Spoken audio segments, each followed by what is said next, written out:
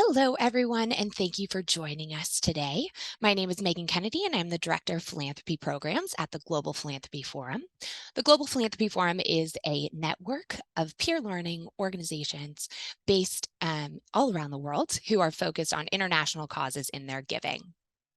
We are very excited to have our annual conference in person once again, just starting next week on November 1st and 2nd here in San Francisco. And to kind of build momentum and start some of these important conversations, we have been doing a series of online programs, which we will continue with today. Our topic is one that is very important to us and resonates deeply with our theme of this year's conference, which is shifting power, collective action. We'll have a conversation today about how philanthropy, if philanthropy is to make a meaningful difference and even shape the new emerging era, it must radically transform its practices and vision for achieving change by confronting its own history of systemic inequality and racism. Joining us for this important conversation, who I'm very excited to introduce, is Vanessa Thomas, who is the Director for Global Programs at Decolonizing Wealth Project. With that, I will turn it over to her to introduce herself and the work that she is leading at Decolonizing Wealth. Good morning and good afternoon. Thank you so much, Megan. I say good afternoon because I am based in Ghana, West Africa, where the heavens have decided to open. So please bear with the tropical sounds you can hear. But it's really fantastic to be here. Like Megan said, I'm Vanessa and I'm currently the Director of Global Programs at the Decolonizing Wealth Project. We are an American-based foundation that disrupts the flow of capital through education, radical reparative giving, and narrative change. For my sins, I've spent most of my career in philanthropy and tried to cause trouble at every stage, questioning odd colonial norms, like who is typically funded, to harmful and reductive racist narratives. So, Decolonizing Wealth Project, well, we were born from the book of our founder and principal, Edgar Villanueva, Decolonizing Wealth, and we aim to build a world where racial equity is the norm and new systems and ways of being mean everyone can live their best lives and thrive in their cultures, healing from generations of colonial trauma. To do this, we have three main streams of work: philanthropic giving and practices. So this is where we redistribute wealth and move untethered resources to Black and Indigenous communities, and we've moved over $11 million since 2019. Beyond grant making, we provide tools and resources as well as bespoke workshops to individuals and organizations on how they can equitably redistribute wealth and land. Our work has influenced over $500 million moving to Black and Indigenous-led communities. The second strand of our work is racial healing. We create the spaces and resources that promote personal and organizational transformation and racial healing. We have a team of healing practitioners who provide the spaces that address wellness and healing from toxic colonial systems using Indigenous modalities. And we have held ceremony with over 300 people and many organizations. And finally, narrative change. So we amplify and bring visibility and change to issues that are impacting Black and Indigenous communities through digital projects, media engagement, and partnerships. Our writing and work has generated over 300 media hits with features in national and global publications like the Washington Post, the New York Times, The Humanitarian, Vox, and more. In 2020, to give an example, we took over Lush Cosmetics for Indigenous Peoples Day, sharing the wisdom of Indigenous leaders speaking on community building, the Land Back movement, and more. And this Earth Day, we hosted the Indigenous Earth Summit. This online event saw hundreds of attendees brought together with leading Indigenous activists and movement leaders, celebrating and centering Indigenous wisdom in climate and conservation solutions. And then bringing it back specifically to my kind of role, I've been a director of global programs for just over a year, and I oversee the programming beyond the States. And really just recognizing the commonalities between the histories of Black and Indigenous communities, I'm working to deepen and enhance our work, influencing the movement of dollars to Black and Indigenous folks, disrupting philanthropy, and standing in solidarity and building power with our global family. I'm sure we'll get onto it later, but the globe is a pretty big place, so honing in on that, the focus is the UK, recognizing that this is and was the heart of empire, with its flag in the 20th century across every continent. And then we're also focusing on philanthropy in the aid and development system. as this has manifested many of the colonial legacies and harms we see. So I know that we're going to get into a really good conversation, but I just wanted to give you an overview of who I am and Decolonizing Wealth Project. Thanks, Megan. Thank you so much for that overview. That was just very helpful to kind of ground us in this conversation, where I will be asking you some questions, but I do encourage those who are joining us in our audience to ask any of their questions as well in that Q&A box, and we will turn to those later in our conversation. So as so much of your work is deeply rooted in social justice. Can you kind of tell us how you define social justice philanthropy and why that's so important? Yeah, absolutely, and that's such a brilliant question. So in the book Decolonizing Wealth, I think Edgar puts it really beautifully. He says that all our flourishing is mutual. Philanthropy has grown to look like charity or benevolence, when in reality it should not be that. As Edgar says, we are only a healthy community if we are taking care of everybody. So another lens that I see philanthropy from is reparative giving. Much of the resources and the wealth flows from countries and institutions that amass this wealth through theft, genocide, brutalization, and oppression. We know that the current world setup, where we have higher income countries like the US and the UK, and lower income countries, coincidentally grouped in global majority populations. And this is not because Black and brown communities are lazy or less intelligent or unable, but actually because at a very structural level, the centuries with the transatlantic slave trade, through to colonialism and settler colonialism, wealth and resources has been stolen, communities murdered, and cultures torn apart. The modern world and the foundations of what we live in now was built on the back of this. So philanthropy for me and philanthropy at Decolonizing Wealth Project should not be seen as charity, but should actually be rooted in reparative giving. We're returning wealth and resources that were stolen. And I think particularly in the UK context, people like to frame this as if it was something that happened a long, long time ago. And these aren't irrelevant sins that happened centuries ago with no bearing today, but really critical levers that have shaped the 21st century. As I've said, and I'll keep restating throughout this conversation, the accumulation of resources, riches, and land is not due to hard work and equity, but actually ill-gotten wealth. And then focusing more on philanthropy can be transformative, and we can see this in some of the significant wins of the 21st century. We can also see this in how organized and resourced the resistance and pushback has been. The security net that so many countries have is thinning, and whilst you can dispute and discuss the increased role that philanthropy is playing, we cannot question the transformative potential that it has. Great. Thank you so much for that. I think that's just a really great centering point about why we're all here and why it's so important. So you started speaking on this a little bit earlier, but would just love to hear a little bit more about kind of the specifics of your role, especially given that it's a new role and now you've had some time to shape it and make it your own. And given our global audience, just if you could speak a little bit more to what you focused on in shaping these global programs. Absolutely, and I think before getting into that, just want to kind of give some grounding and context into thinking and I guess the strategy behind this. So the UK was always an obvious step. Edgar had already spoken at lots of events in the UK prior to the pandemic, and his book had been well received and really resonated with so many communities. And to kind of just build on that, so the UK is a curious place. As of yesterday, we have I should say, the first Asian Prime Minister and Prime Minister of colour.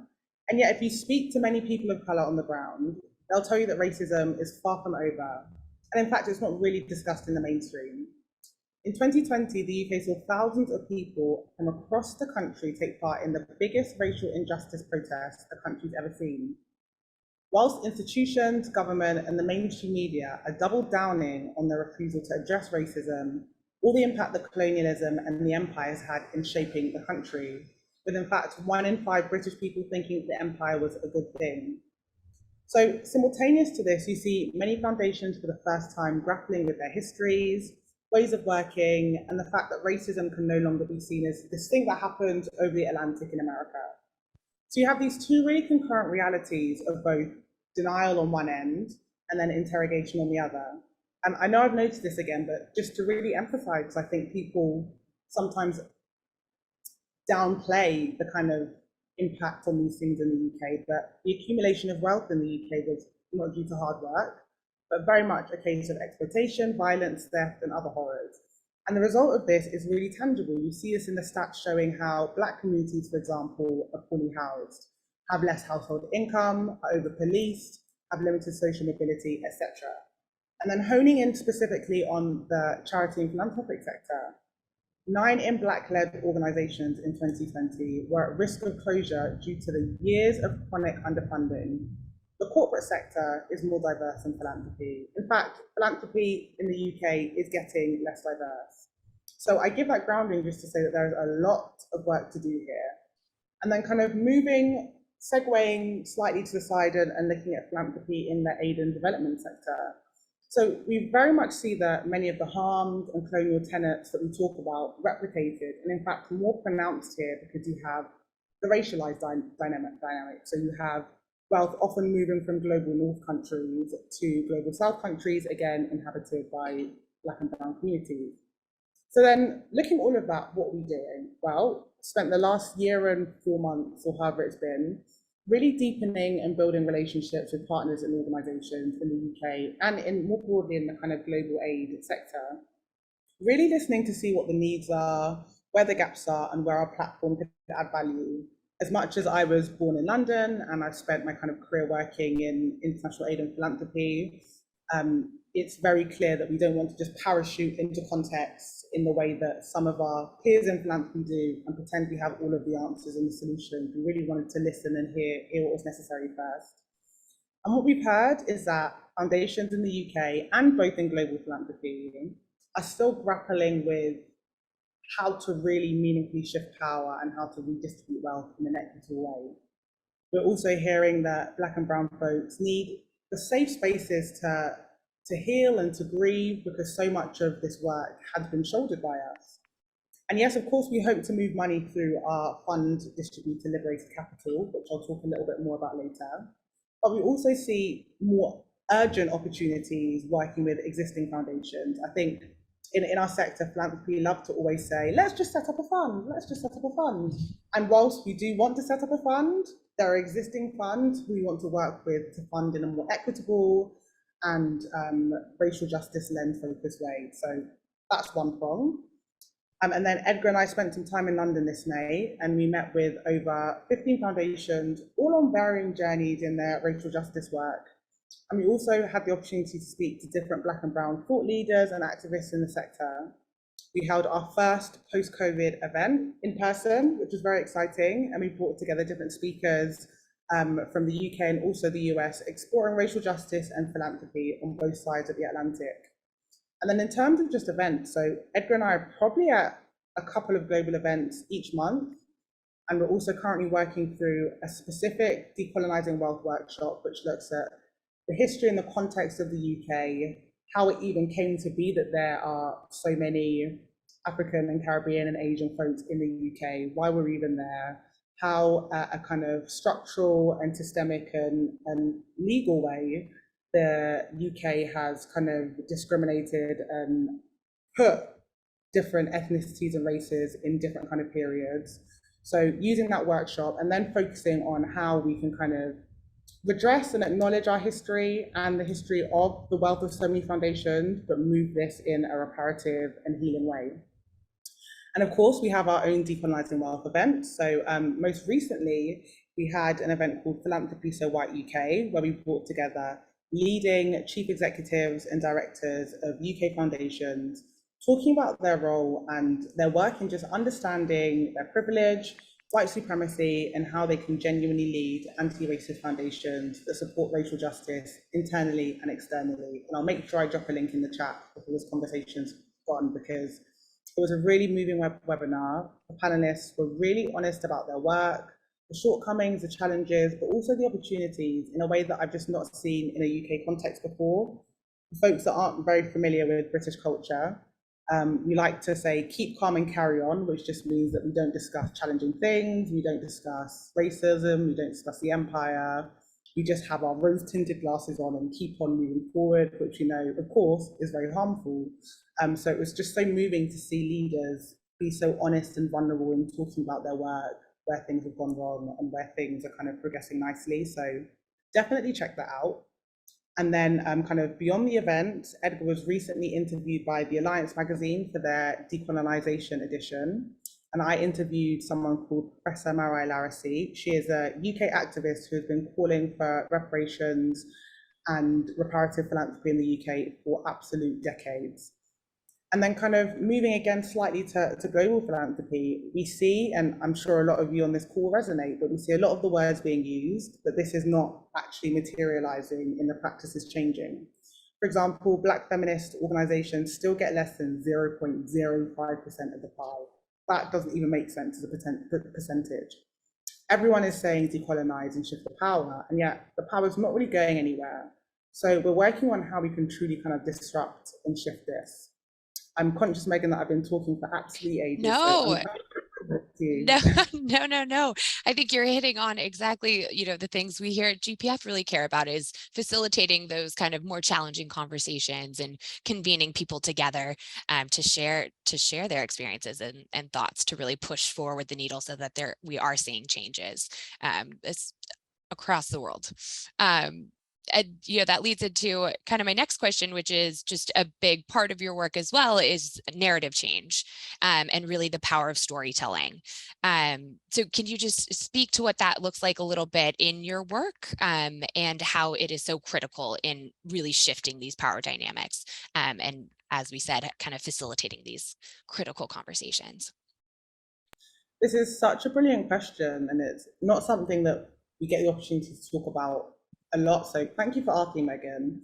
And it's also a really, really critical part of our work, like you touched on. So we really believe in the power of storytelling. It can heal traumas, it can shift legislation, and ultimately it can change the direction of a generation. So much of the narrative and often harmful stories that come out about the Black community have not come from us. So we really try to use our platform to shift this, to educate, recognizing the power and visibility there is in owning your own story and narrative. So to give some examples, we create short videos, content, and graphics on our social media. And again, I'll share all our info in the chat. But we share information on key issues from Indigenous Peoples Day to Black History Month, both in the UK and the US. And the case for reparations in the UK is another video that we discussed, to another video that we created looking at reparations in the US. So we explored what reparations even means and the work organizations and organizers are doing across the country for local, national, regional reparations effort.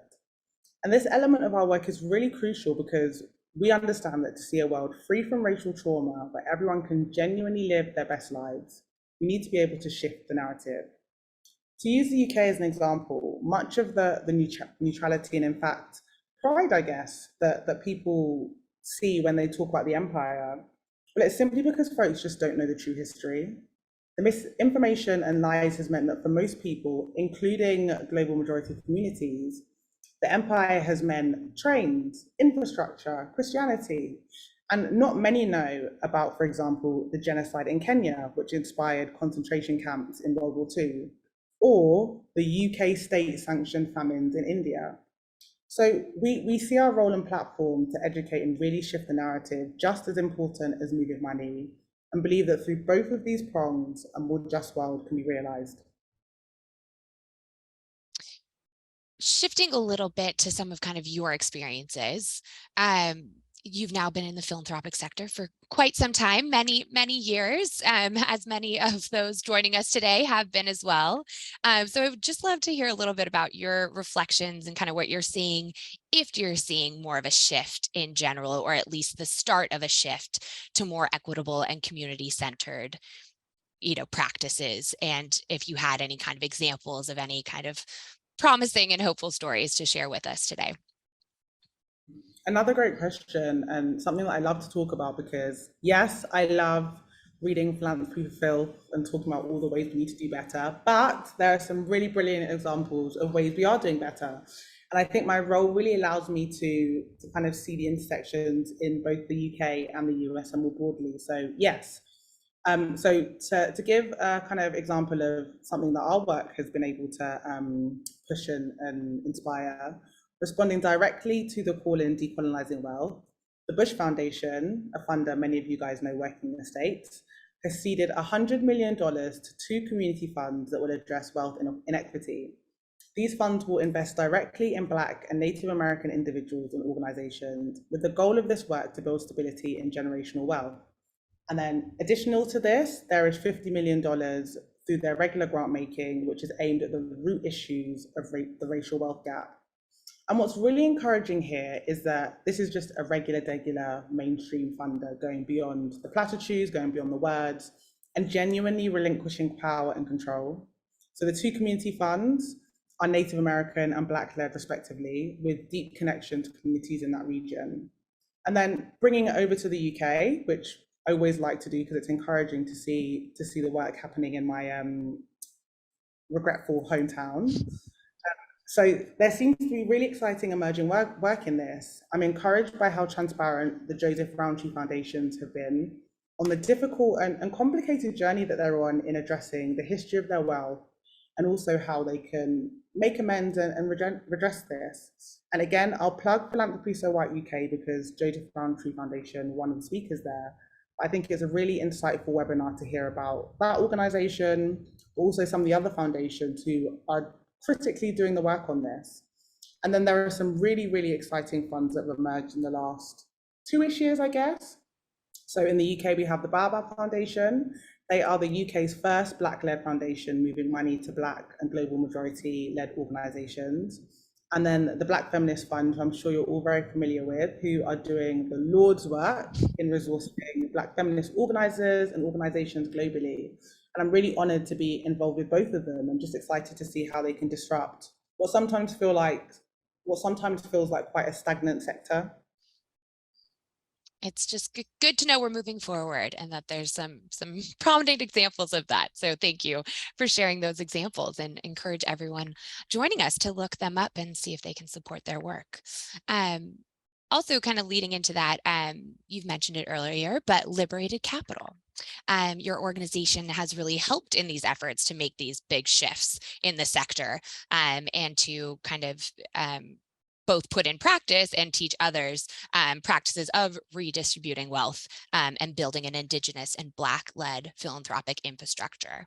So can you tell us all a little bit more about that model, and how that comes into play with your donor community, Liberated Capital? Absolutely. So rooted in relationships of mutuality and equity, we established Liberated Capital in 2019. And this fund is fueled by a community of individual donors and funders, and we're moving money, as you said, through a reparations model that really trusts and supports the leadership of those most impacted by historical and systemic racism. We've redistributed over $11 million to communities since 2019, most recently through the second round of fund in our flagship program, the Case for Reparations. And this is an initiative supporting local, regional, and national reparations campaigns in the US. So coming back a little bit to Liberated Capital, so the money that moves through Liberated Capital is decided exclusively by Black and Native American activists, movement leaders, experts on the issue, etc. So for every funding program, we have an advisory committee. They shape the call, they review all of the applications and the proposals, and make the final decisions. So these decisions aren't made internally. They're not made by Edgar. And I want to emphasize that, because even though we are a Black and Native American-led organization, we are not making these decisions. We're making sure the decisions are made by folks who are rooted in the specific issues and the areas that we're supporting. And I think that's something really important to emphasize.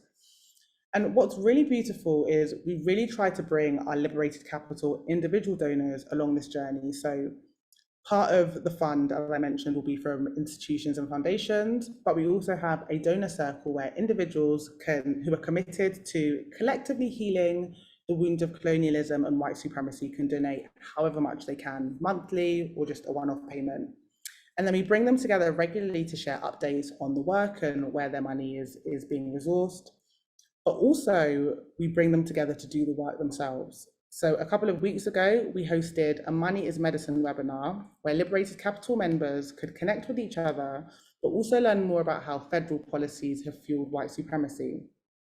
Operating through this giving circle method really emphasizes my earlier point on how we see philanthropy as reciprocal.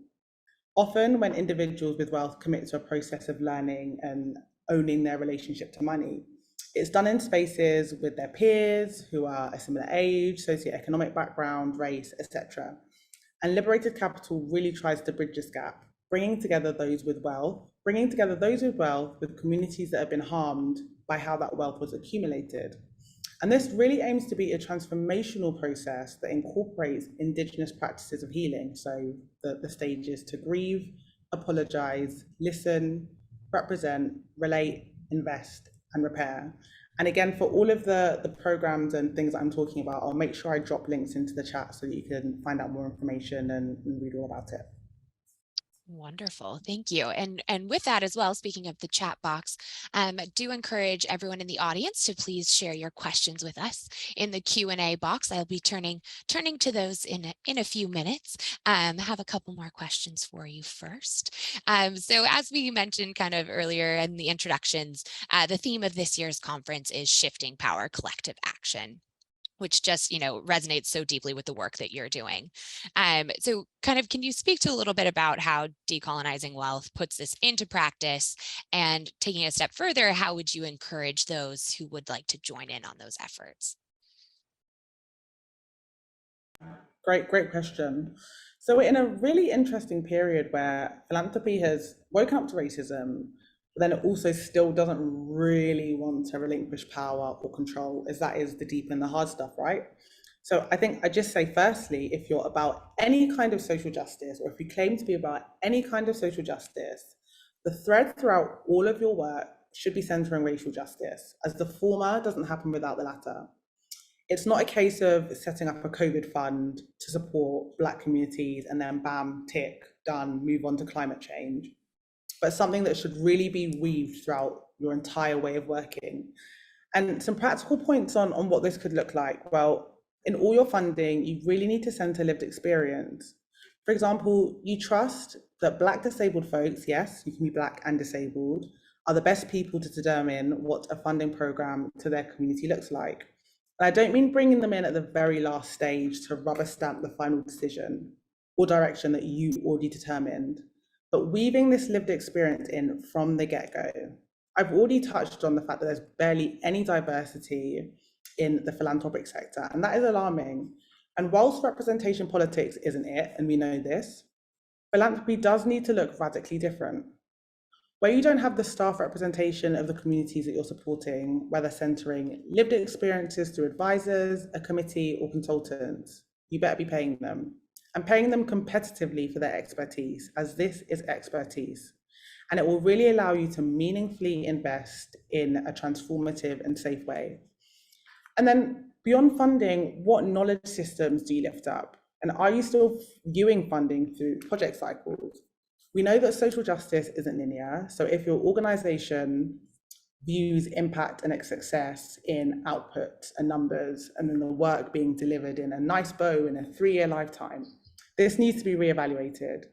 I'm not saying that there's no importance in gathering data and knowledge sharing. Of course there is. But again, the cogs of what this is and how it works should be determined at the very least in partnership with the folks you're supporting, not by a far removed board or senior leadership team. Beyond not being the best use of time for grantee partners or grant managers, this bureaucracy really sets folks up to fail, and it reaffirms white supremacy, which bows down to numbers, the written word, and linear simple lives, everything reality isn't. I'll just close by saying that, challengingly, I think a lot of this work involves letting go. And this doesn't mean making yourself redundant or that your knowledge isn't important.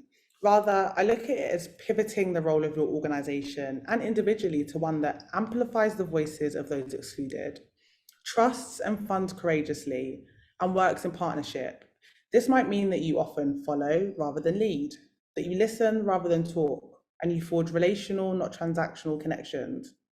We really need to listen and fund in colour, and this is something that Edgar says, and I love it, and I've stolen it from him, but I've given him credit, so maybe it's just but we need to listen and fund in colour, and by that I mean really hear, respect, and value the nuances and wealth of perspectives and solutions outside of what we know. To listen in colour, we are listening openly without controlling the parameters of what can be said. We're listening with empathy and allowing the experiences of the speaker to permeate. And we're listening for what is being said beyond the words spoken. In short, just free up the resources and get out of the way. And I think, it circles back to a little bit about what we were talking about earlier with the power of storytelling and narrative change and having communities report on the impact back to the funders in their own way, in the way that it does work for them and their communities. So I think that's something we're all trying to be better on doing. So with that, we have a couple questions from the audience that I will turn to now. So starting with, what is the role of spending down for foundations and current grant makers in the context of redistributing wealth? That's a great question. I should have at the same time. What is the role of spending down for foundations and current grant makers in the context of redistributing wealth? So I kind of go through phases where I'm like, philanthropy is a problem in and of itself. It's so ridiculous that you can set up this fund and kind of evade taxes and then you're resourcing things. Yeah, so I go through that kind of rut in my head. But then I think that whilst this is the system that we have, we need to navigate and work within it. But that being said, I'm my role with Decolonizing Wealth Project is the first time that I've really delved into the beast of philanthropy in the US.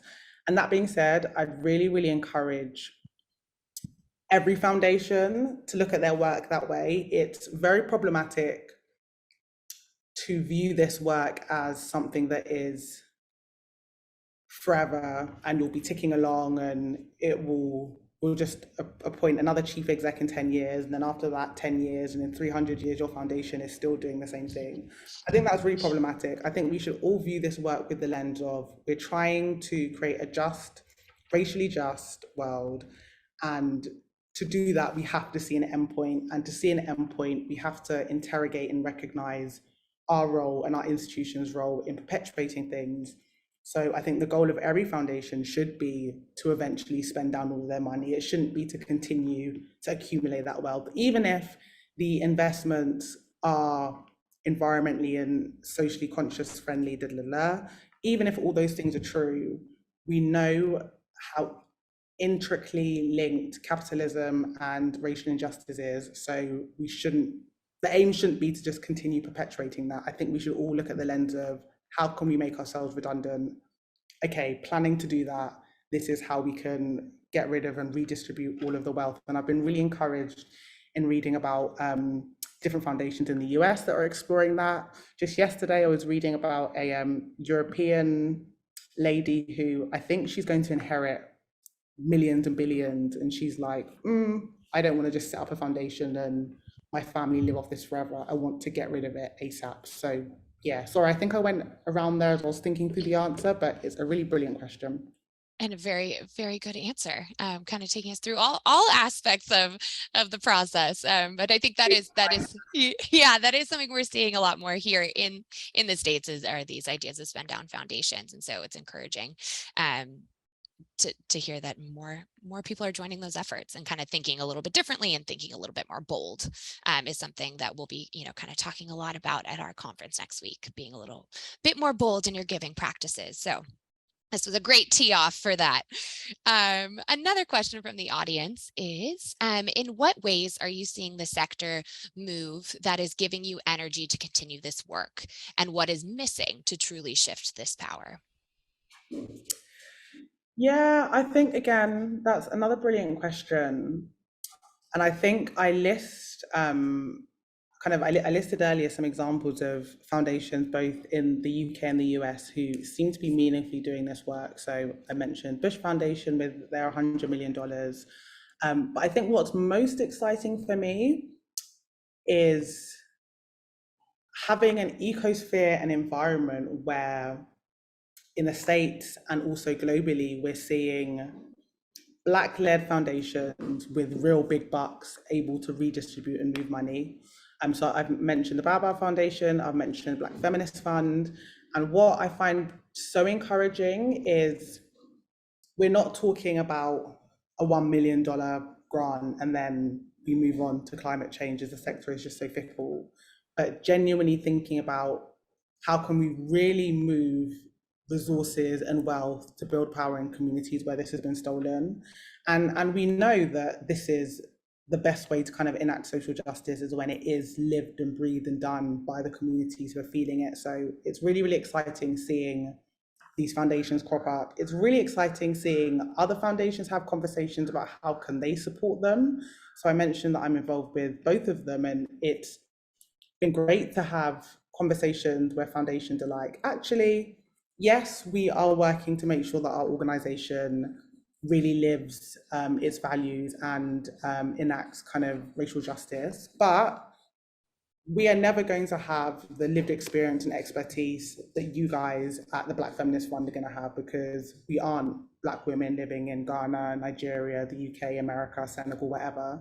So we will give you an endowment, we will give you the money to do this. And that has just been promising, because I feel as if, as harrowing as 2020 was for so many people, it seems to have just pushed things into actually being material. Like, it's not just conversation anymore. Folks are showing up with their money, they're showing up with their actions, and really trying to stand in true allyship. So that, I think, gives me the energy to keep going. Great question. Yeah, definitely a great question. I kind of have a follow-up to it, which is, a lot of these efforts we're seeing being led by young people who are really challenging everyone to think differently. Is that something you're seeing in your work? Is it some of these younger donors and foundations who are kind of leading the charge on these efforts? Just the question. Yes. I say yes, and so the kids are saving the day. We know this. Whenever I have a 16-year-old niece, and whenever she's just continuously teaching me things, and whenever I see the things that she's up to and the conversations that they're having on TikTok, I'm like, oh my gosh, we're gonna be okay. The kids are doing Thank goodness. thank goodness. The pressure. But that being said,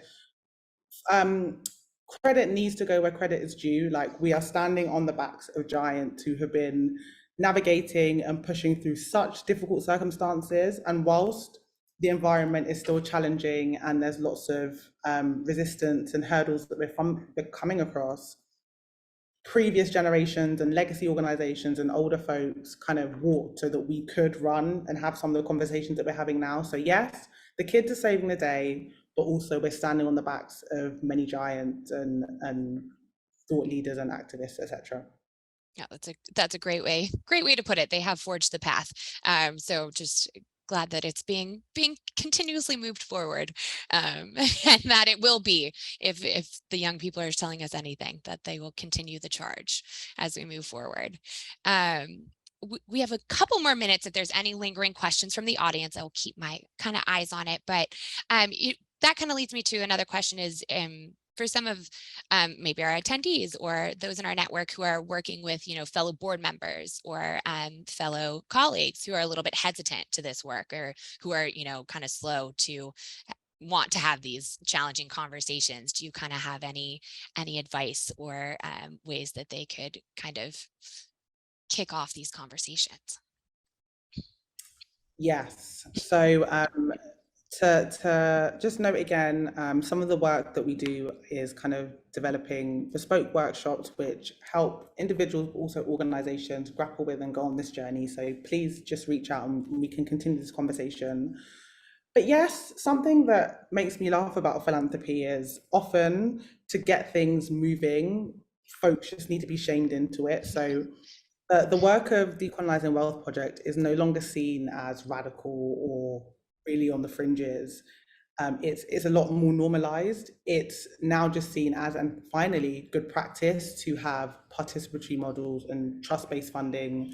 So something that I found quite effective for senior leadership teams and trustee members is just bamboozling them with all the examples and evidence of how their peers and other foundations are doing this work.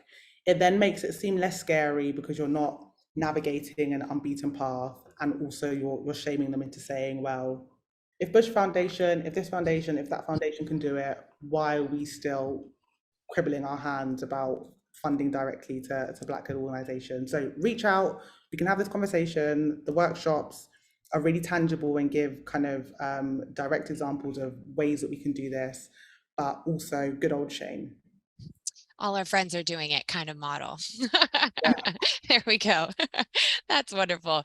Well, we're coming to the end of our time, and I do want to leave you some time to share some of those links that you were talking about as I kind of wrap up. So I'll give you some time for that. But just to kind of close, you know, would love to just, if you had any final words that you want to leave us all with, and just kind of what reasons are you kind of hopeful for in moving forward with this work? We'll leave on a positive spin. No, absolutely. And I think I'm very glad that you've asked that question, because as I said, I can spend all day talking about all the ways that philanthropy needs to do better, but there is lots of things to be hopeful about. But having this conversation, I think that's even a positive thing. Absolutely.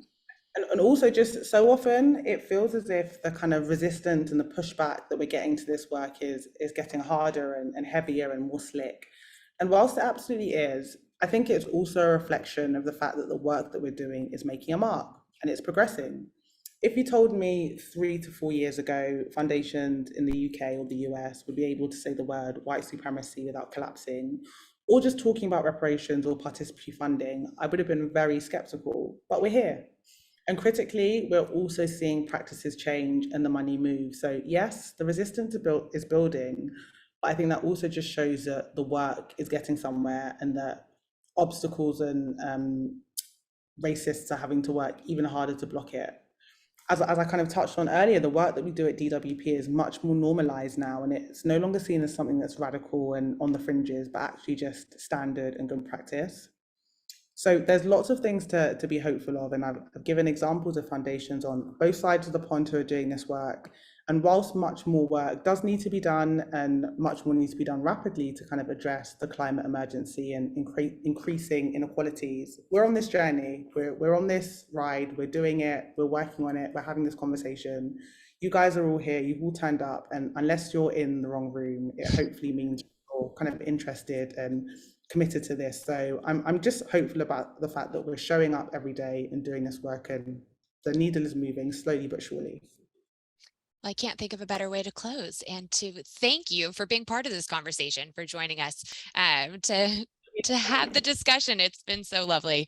I'll give you a few moments to share a couple links in the chat there with our audience, as I just have a couple housekeeping items for our group. So just an announcement and an invitation to you all who are possibly in the Bay Area. This week, our parent organization, World Affairs, is hosting a portal experience. This is an immersive experience which turns an ordinary room into a gateway to another land. For those able to attend in person in San Francisco at our offices this Friday, you can connect face-to-face and in life-size form as if standing in the same room with leaders and innovators in Nakivale Refugee Settlement in Uganda and Kiboko Academies in Mali. Focused on building connections, fostering international understanding, and amplifying the voices of African changemakers, you are invited to be part of this one-of-a-kind engagement. Please head to worldaffairs.org to learn more and register to attend. And as you all know, kicking off our conference in just 1 week, November 1st and 2nd here in San Francisco. We're very excited for all of those who can join us in person. Once again, very excited to host you all. And for those who can't make it to San Francisco, we will be live streaming the plenary session. So you can find those on our website, philanthropyforum.org. And Vanessa, thank you so much for joining us for this really important conversation. And it really is just a perfect tee up to continuing with our full agenda next week. So thank you so much. No, thank you. And I wish I could be in San Francisco. Good luck next week. I've seen the lineup. You've got phenomenal speakers. So just keep doing the work, everyone, and keep having the honest, vulnerable conversations, because we're on the plane. We're making the journey. And hopefully that journey leads you to San Francisco soon. Wonderful. Thank you, everyone, for joining us. And thank you again, Vanessa. Megan, bye, everyone. Bye. Have a good afternoon.